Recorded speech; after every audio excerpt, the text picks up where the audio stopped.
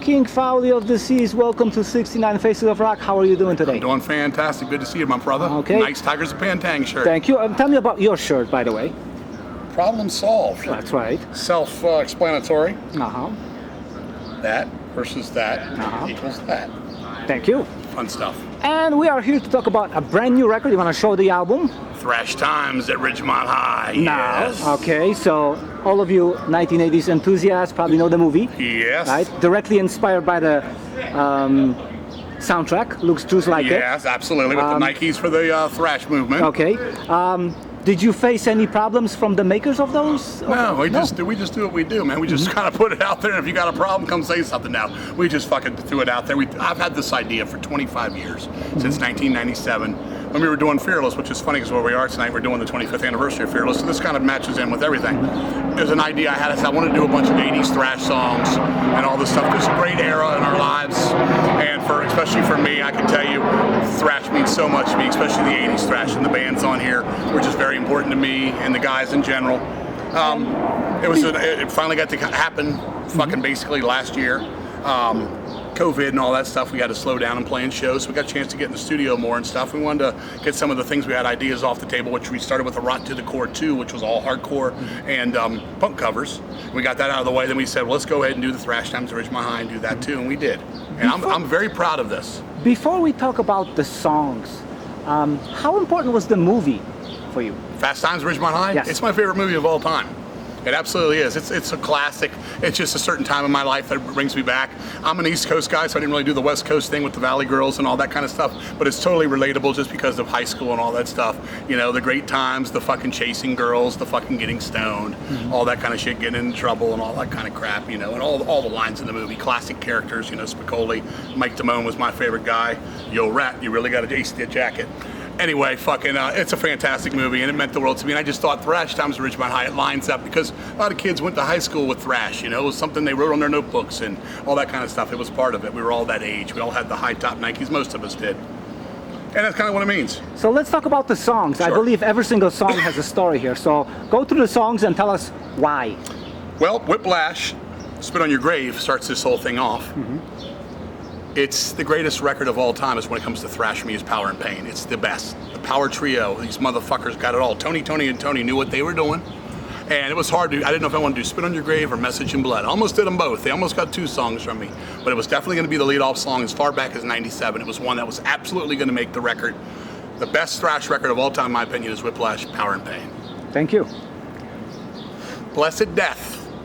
We have Pray for Death from Blessed Death. Blessed Death was a band I had no idea about. I went to see Agent Steel on the Skeptics Apocalypse tour in Baltimore, a place called Coast to Coast. And this band came out and they were fucking loud and crazy. The singer was like Ian Gillan screaming and stuff, and they were just killing me. And I was like, who the fuck is Blessed Death? I did not know who the band was. We got blown away that night. I fell in love with them, fell in love with their Killer Be Killed debut album, but it was the Destined for Extinction, the second one that just blew my fucking face off. When I started my record label, Old Metal Records, the first CD I ever put out was a 2-on-1 with the 2 records on there. Hard to decide what we wanted to do, unless there were so many good ones, but I went with Pray for Death, and I wanted to make sure that I could give my best attempts at Larry Portelli screams. They didn't sound like yelps, and I tried, and I think I succeeded for the most part. It's good shit, though. I mean, I'm very pleased with this record. I mean, I was 52, 53 when I recorded this, vocals, and the guys just played their asses off, learned the stuff really well. Sacrifice from Canada. Yes. First heard of these guys, a demo was at a friend of mine's house from a band called Wreckage, Kevin Gutierrez, and the mail came that day for their magazine. They got a demo from Sacrifice from Canada. We put it on, and you know, why have you disturbed our sleep, awakened us from our ancient slumber? And then this song came on, Sacrifice, Torment and Fire, the best Sacrifice for me. It's the one that's just the rawest, the ugliest, the youthfulness, and we had to do their theme song. So it was fucking Welcome to Our Sacrifice. Stone, Get Stoned. The band was That's an unusual one. It is, you know, I'll tell you. I love this band. Here's the thing. They were on Mechanics Records, which Voivod was on. And I said, well, if they're on Voivod's label, I gotta check them out. Finnish band. Bought the record. Loved the lead-off track, Get Stoned. It was so catchy, yet it had a good attack to it, had some violent fucking speeding parts, also had some good melody during the chorus, and anybody's just, get stoned, it was just something that just seemed natural to do when it came time for this, because I wanted to not have the same repetition of just mindless thrash. I wanted to have different kinds of stuff that I enjoyed and, stuff that we grew up with again. Then you got the fucking masters from Denmark, Artillery. Now, this Fear of Tomorrow record was one of the most important records in Deceased's fucking lifetime in fucking the mid-'80s. We fucking did party after party after party after party listening to Fear of Tomorrow, all of it. We loved everything. Time Has Come, fucking The Almighty, all that stuff. But I went with Into the Universe for this record because it was one that just kind of wrapped it all up for me and gave you a little bit of the beats they had, the nice chuggy guitar at times that worked for them. Great tune. Great fucking tune, great album, one of the best thrash records ever. Razor, Take This Torch. Now, Sheepdog is one of my main vocal influences, mainly for his screams back in the day from Razor. And so when I was thinking of this in '97, along with Whiplash and Voivod, which is coming up soon, Razor was the other band that I wanted to have on there for sure. I wanted to do some Sheepdog screams, and I still say to date, this Razor, Take This Torch is their best song. It's a little bit more thought out than maybe some of the later stuff, which is surprising. Usually the bands will get more crazy, but I thought Razor kind of simplified for the most part. Sorry, the fucking allergies out here killing me. Voivod, Thrashing Rage. That's all I got to say. Roar, what a fucking amazing record. We knew we were going to do Voivod on here, and thrashing was in the title, so it was easy to choose that fucking tune. I was surprised Voivod did not open this record. Well, greatest thrash record ever. Can't argue with that. Greatest underground band ever. Can't argue with that. Had to do something for Voivod. Shane from the band really excelled on this one. That's a hard tune to learn. We actually went to Dan, I went to Blackie, I actually asked a couple people in Voivod how this went, because it's hard to hear the Roar record because of the production. Is so much echo and reverb and delays. But we pretty much, I think we got it right. And Dan, I was talking the other night from Voivod, he was like, spot on. So very happy with that one. A must-have. Voivod, the greatest underground band ever. Darkness.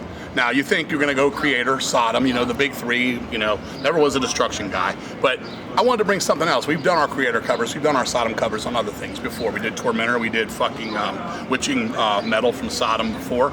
So we went with Darkness, they were very Creator-like in this debut record. It's a fantastic record. Really cool, simple, raw, primitive kind of song. Amos, when he cut the drums, was saying, it was kind of out of the loop because it wasn't exactly in time. Everybody was young. We were learning the things, so when we played it, we wanted to make sure we had it sort of like they played it, which meant you had to hit a little bit loose. But Death Squad, great debut album, a great band. They were supposed to be here tonight. We hope that the member of the band that took out his health is sick. We wish him nothing but the best.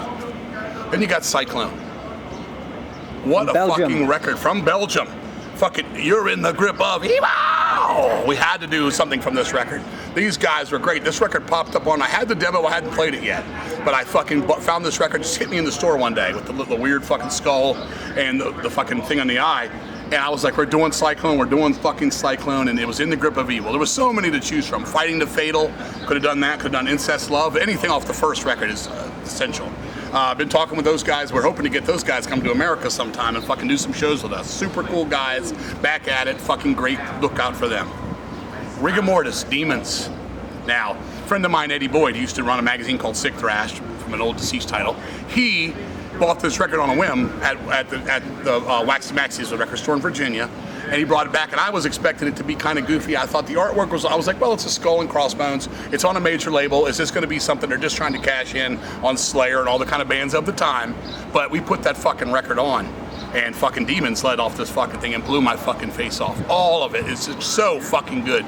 One guitar player that just covers all the savagery. I mean, the whole fucking record is perfect. It's one of my favorite thrash records. We had to do Demons. Demons was a song that we thought about covering as far back as Behind the Mourner's Veil, which was from 2002 on one of our Deceased records, but we ended up going at the time with Zombie Attack from Tankard. Death Wish, we're in UK thrash now, my friend. We're doing Demon Preacher. This was a toss-up. I also love In the Name of God from the debut, At the Edge of Damnation. Love that fucking record too. But Demon Preacher, something about this production. A lot of people actually were able to find this record in America. It was one of the ones that was actually in a lot of the stores, more so than a lot of stuff. It was the label that Motorhead was doing and things at the time, and it was easy to find. And people remember this one. I remember they did the Symptoms of the Universe cover from Sabbath, but I said, we'll do this was basically Demons and Demon Preachers. You got the double Demons attack here with that. Fucking great song, UK thrash. Happy how we fucking did it. And there's no thrash record going to be done that's called Thrash Times Ridgemont High without a bulldozer track. These dirty fucking Italians, these motherfuckers, and this slutty ass fucking Alona, who's the very fucking best, by the way. we had to do a fucking track from them. Fucking 3-piece Italian. Man, I love that fucking record. They have a lot of cool records. They're still rocking at it. They may be coming to America later this year. They're definitely going to be playing at Mass Destruction in fucking Georgia in November. Maybe we'll do some shows with them too. You don't know, but keep an eye out for that. A third eye if you're a fucking Bulldozer fan. And the whole thing fucking came together nicely. The fucking layout, I love it. We tried to give it some kind of look for what you see. You know, your locker back in the day. That's right. You had to throw a Black Sabbath in there because Black Sabbath was part of it too, even though they weren't thrash. And it came out. It's on Hill's Headbangers, available on CD, maybe one day on vinyl, maybe on cassette sometime down the road. You don't know. Fucking really fucking proud of it. Extremely proud of the guys in the band that fucking recorded this stuff. Hard times, and I want to thank Mike Bozier, the engineer, who went through some severe health issues during this and still never gave up and didn't want to give up to do this, and we stood by his side because we're all in this together, friendship and fucking thrash fucking rules. And I'm King Fowley from the season. Cheers to you. How are people reacting to this album? They're doing great. They're doing fucking great. It's got a lot of good fucking response. I mean, I think people were, it kind of hit them like it hit me. Like, you know, oh man, I remember those days and I remember those bands, and we stuck with the 80s and all that kind of stuff. And fucking, all I know is everybody that's come back to me is very proud of it. You know, they're all fucking, the guys in the band, the people that have heard it, they're like, man, you really did a good job. And I'm happy, for me, speaking on my behalf, because I wanted to make sure the vocals were very up to par. You have to switch around from Blessed Death to Razor to Bulldozer, et cetera, et cetera. So that was important to me too, to make sure it was right, not just some heap of shit, you know, stuff thrown together and say, here's our fucking covers record. Oh, they're just cover songs. They're not meant to be taken seriously. They are meant to be taken seriously. We put everything we had into this because these bands influenced Deceased in so many ways. They're a big part of our lives, especially those high school years. In many ways, you could be responsible for kind of like a revival of these bands. Maybe, but you know, I think these guys are doing pretty much a lot of these bands. Whiplash is still banging at it. Blessed Death is long retired. Sacrifice still does stuff now and then. Stone has obviously moved on. Artillery fucking still puts out stuff. Razors from time to time, they're still going at it. Voivod is still the fucking greatest underground band. I just saw them for the 53rd time 3 days ago, or 4 days, a couple days ago. And Darkness is trying to come back. We're hoping again that their fucking player feels better. Cyclone, hopefully, is making a comeback now. Rigor Mortis, unfortunately, lost fucking Mike. Death Wish is retired, and Bulldozer's still out. They're coming to America, and that's the oldest band probably on here. A bunch of old fucking Italians, you know? So it's pretty fucking crazy, but hey, anything to help these bands out. I included their logos inside. There's notes on these bands telling you to support these fucking bands too. I could care less if you buy the record or not from us. Sorry, Hell's that banger, but just love the tunes. Would you consider doing a sequel album like that years from now? Detention. I call it Detention. It'd be the fucking after. Maybe. There's always. There's so many bands we left off here. We would love to do. There's so many. So there's a good chance one day that'll happen. What else is going on with you besides that? Well, Deceased is out here tonight, playing here in Brooklyn, New York at this festival, Rage of Armageddon. Ed Farshid's putting on. This is the 6th one. And we're happy to be here with a lot of cool bands. Fucking Aggression from Canada's in town. And a lot of our friends at Abominog from Virginia are playing. And just a lot of cool bands all weekend. We're doing a tour right now with The Accused and a band called Overdose. And that's the first date is tonight. We're going 9 shows all East Coast. We're doing like this, Boston on tomorrow and Saturday. Then we're doing Sunday, we're doing Philly. Monday is Rochester. Tuesday is Cleveland. Wednesday is Detroit, Thursday is Chicago, Friday is Indianapolis, and Saturday is Pittsburgh at another festival, the Metal Immortal Festival with Raven, which will be a fantastic thing. A good, cool person named Deb's doing that one out of Pittsburgh.